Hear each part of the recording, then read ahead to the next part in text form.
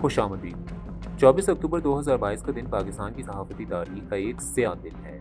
اس دن ایک پاکستانی صحافی کو افریقہ کے ایک دور دراز علاقے میں مشکوک انداز میں قتل کر دیا گیا، جس پر اٹھنے والے سوالات کا جواب اب تک نہیں مل سکا۔ یہ داستان ہے مایہ ناز صحافی ارشد شریف کے قتل کی۔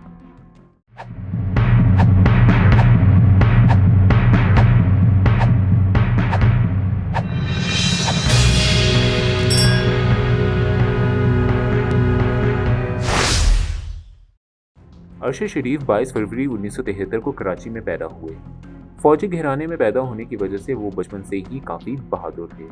1993 میں زمانہ طالب علمی میں ہی انہوں نے اپنے صحافت کے کیریئر کا آغاز کیا۔ انہوں نے انویسٹیگیٹو جرنلزم شروع کی۔ صحافت کے ساتھ ساتھ انہوں نے اپنی تعلیم جاری رکھی اور قائد اعظم یونیورسٹی سے پبلک ایڈمنسٹریشن میں ماسٹرز کی ڈگری حاصل کی۔ ارشد شریف نے اپنے صحافتی کیریئر میں ہمیشہ پرخطر علاقوں میں جانے کو ترجیح دی۔ فوجی خاندان سے ہونے کی وجہ سے انہوں نے فاٹا جیسے علاقوں میں بھی فوجی آپریشن کی بھرپور کوریج کی، اور فاٹا کی آپریشن کی کوریج پر ان کو ملکی اور بین الاقوامی لیول پر بہت پذیرائی ملی۔ اسی وجہ سے ان کو 2016 میں investigative journalist of the year کا ایوارڈ ملا۔ اس وقت وہ اپنا پروگرام پاور پلے کر رہے تھے۔ 2018 میں ارشد شریف نے current affairs anchor of the year کا ایوارڈ جیتا۔ 2019 میں ان کی صحافتی خدمات کی وجہ سے حکومت پاکستان نے ان کو پرائڈ آف پرفارمنس کا ایوارڈ عطا کیا۔ صحافت کے شعبے میں آپ کی شاندار خدمات کے اعتراف میں صدر اسلامی جمہوریہ پاکستان نے جناب محمد ارشد شریف کو صدارتی اعزاز برائے حسن کارکردگی عطا کیا ہے۔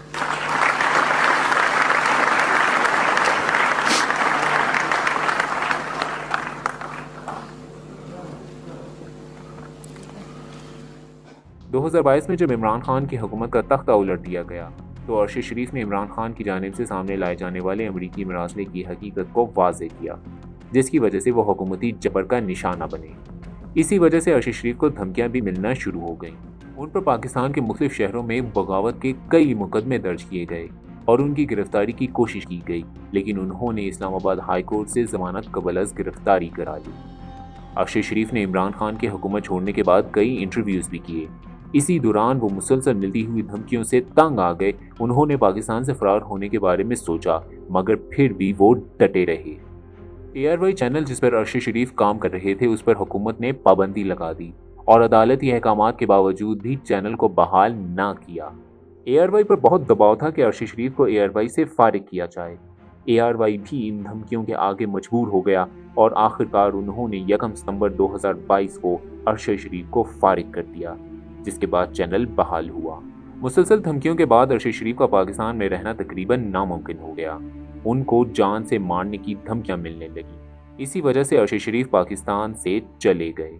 24 اکتوبر 2022 کو اچانک ارشد شریف کی بیوی کی جانب سے ٹویٹر پر خبر دی گئی کہ نیروبی کینیا میں ارشد شریف کا قتل ہو گیا ہے۔ یہ بات جلد ہی ٹویٹر پر ٹاپ ٹرینڈ بن گئی۔ کینیا کی پولیس کی جانب سے ابتدائی بیان یہ دیا گیا کہ نیروبی سے باہر پولیس نے ایک مغوی بچے کو بازیاب کرانے کے لیے ناکہ لگایا ہوا تھا۔ ارشد شریف مگاڈی سے نیروبی آ رہے تھے۔ پولیس نے ارشد شریف کی گاڑی کو رکنے کا اشارہ کیا، مگر وہ نہ رکے تو پولیس نے ان پر فائرنگ کر دی۔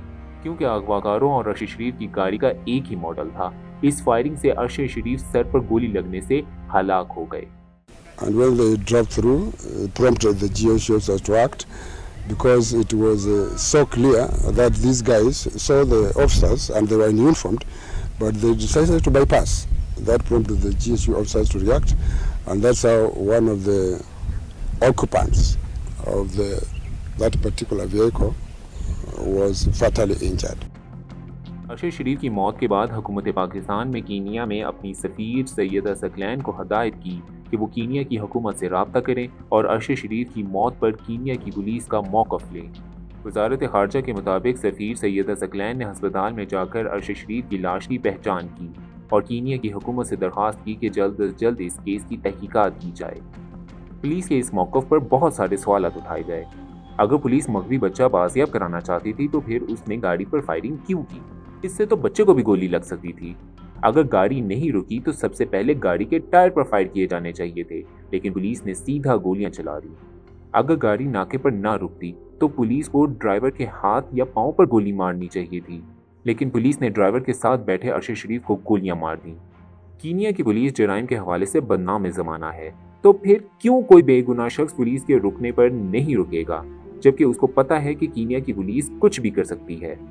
ये सवाल भी उठाया गया कि अगर बच्चा नैरोबी से अगवा हुआ तो फिर क्यों उस गाड़ी को निशाना बनाया गया जो कि नैरोबी की ही जानिब जा रही थी, हालांकि अगवाकारों को तो नैरोबी से दूर जाना चाहिए था। सोशल मीडिया पर अरशद शरीफ की लाश की तस्वीर देखकर ये गुमान भी किया गया कि अरशद शरीफ को क्लोज रेंज से गोली मारी गई, लेकिन इसका भी कोई जवाब नहीं दिया गया। जब ये केस इंटरनेशनल लेवल पर हाईलाइट हुआ तो पुलिस ने एक बाकायदा प्रेस रिलीज जारी की जिसमें उसने अपना मौक़िफ़ बदल लिया। पुलिस ने यह मौक़िफ़ इख्तियार किया कि कीनिया की पुलिस को एक चोरी की गाड़ी की तलाश थी जिसका नंबर KBJ 700F था। अरशद शरीफ की गाड़ी का नंबर KBG 200M था। पुलिस ने गलती से अरशद शरीफ की गाड़ी को चोरी की गाड़ी समझ लिया और ना रुकने पर गोलियां चला दी।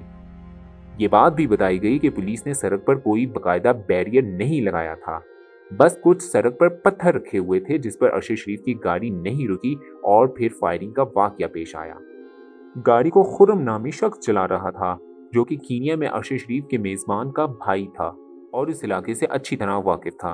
अरशद शरीफ ड्राइवर के साथ वाली सीट पर बैठे हुए थे। गाड़ी पर चारों अतराफ से गोलियां मारी गईं। गाड़ी की विंडस्क्रीन पर लेफ्ट साइड पर 9 गोलियों के निशान थे।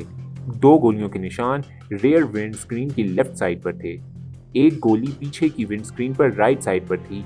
4 गोलियां डिग्गी की राइट साइड पर थी और एक गोली टायर पर लगी। गाड़ी के ड्राइवर खुर्रम अहमद के बयान के मुताबिक वो गाड़ी चला रहा था कि एक गोली अरशद शरीफ के सर पर लगी जिससे उनकी जान चली गई। अरशद शरीफ की लाश का पोस्टमार्टम कराया गया जिसके मुताबिक गोली सर के पिछली जानिब से दाखिल हुई और सामने की तरफ से निकल गई। अरशद शरीफ को एक दूसरी गोली कंधे पर भी लगी, लेकिन सर पर लगने वाली गोली उनके लिए जानलेवा साबित हुई। कीनिया की फौज का एक इदारा डेथ स्क्वाड है जिस पर उनका ये दावा है कि अगर इंटरनेशनल इंटेलिजेंस एजेंसी हमसे किसी भी मशकूक शख्स की मालूमात शेयर करे तो हम 24 घंटों में उस शख्स को कत्ल कर देते हैं।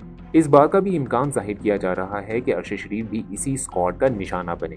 इस बात पर भी सवालात उठाए गए कि अरशद शरीफ कीनिया में क्या कर रहे थे। पहले ये कहा गया कि अरशद शरीफ एक डॉक्यूमेंट्री बिहाइंड क्लोज डोर्स पर काम कर रहे थे जिसमें एक कीनियन सहाफ़ी का भी इंटरव्यू शामिल था, तो अरशद शरीफ उससे ही मिलने गए थे। लेकिन बाद में इस कीनियन सहाफ़ी ने इस बात की तरदीद कर दी। मारूफ सहाफ़ी काशिफ अब्बासी ने इंकशाफ किया, जो कि अरशद शरीफ के साथ मुसलसल राब्ते में थे, कि अरशद शरीफ पाकिस्तान से दुबई गए थे। पाकिस्तानी हुकूमत ने दुबई की हुकूमत से अरशद शरीफ की हवालगी का मुतालबा किया तो अमाराती हुकूमत ने अरशद शरीफ को मुल्क बदर करने की बजाय खुद उनको चंद दिन में मुल्क से जाने का कहा। अरशद शरीफ के पास किसी और मुल्क का वीज़ा नहीं था, इसलिए वो कीनिया चले गए क्योंकि कीनिया में पाकिस्तानियों को वीज़ा ऑन अराइवल मिल जाता है। ये थी अरशद शरीफ के केस की अब तक की तमाम मालूमात। आपको हमारी वीडियो कैसी लगी? वीडियो पसंद आने की सूरत में वीडियो को लाइक करें, चैनल को सब्सक्राइब करें और ऐसी ही मज़ीद वीडियोस देखने के लिए बेल आइकन को प्रेस कर दें। नीचे कमेंट्स में हमें अपनी कीमती राय से ज़रूर आगाह करें।